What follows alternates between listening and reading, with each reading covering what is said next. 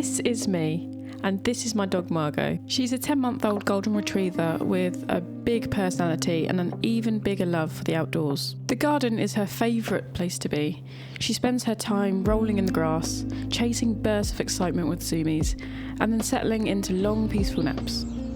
Her most cherished spot to do this is right here on our garden wall, and she's loved it ever since she was a tiny puppy. This is where she relaxes and enjoys the peace and quiet.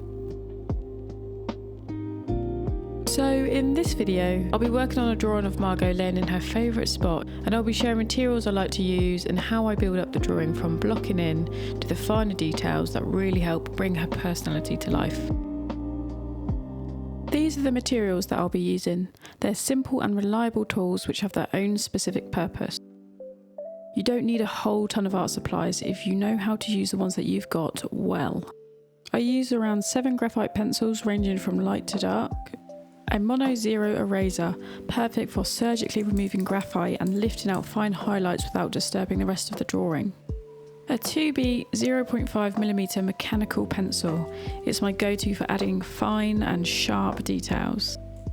And a couple of different sized blending stumps to quickly establish the values in the drawing. This is the most important tool for my drawings.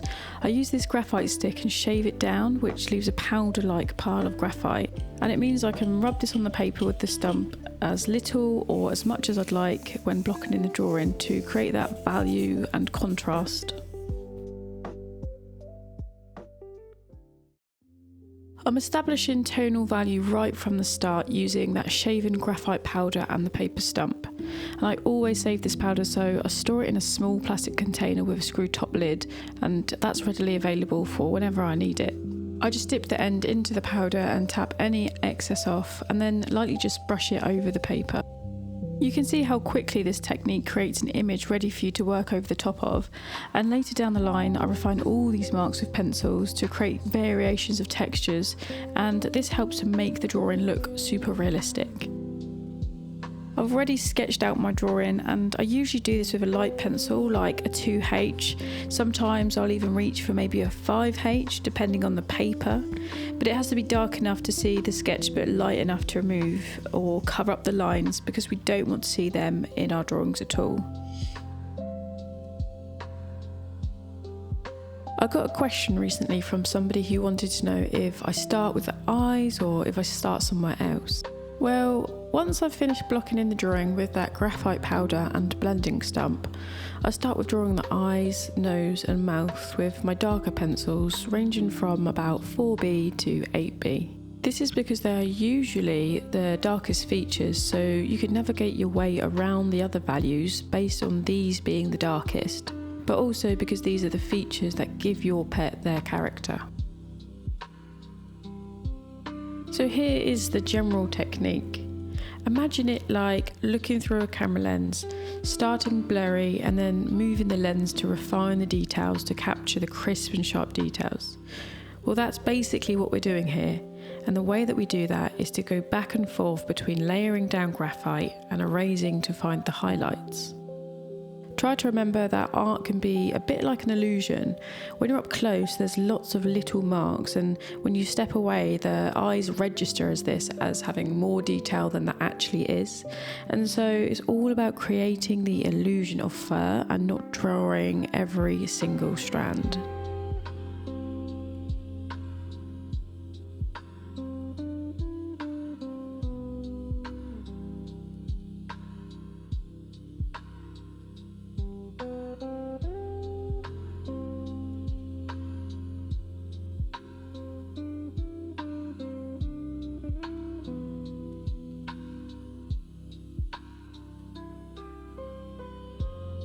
I take my time with any painting or drawing that I do.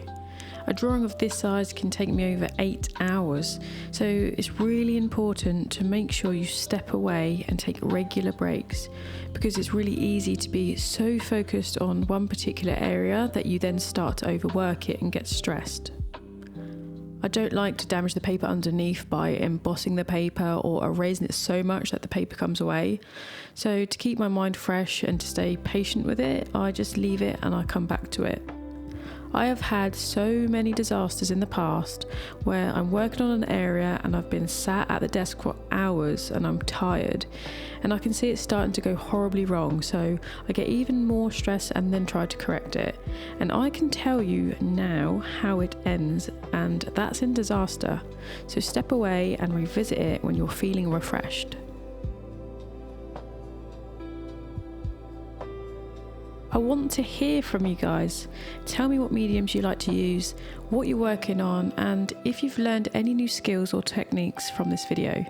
If you have any techniques that you'd like to share with the others, please just leave a comment below. Thank you for watching, and I know Margot is going to be so happy with her portrait. Don't forget to subscribe, and I'll see you back here for the next one.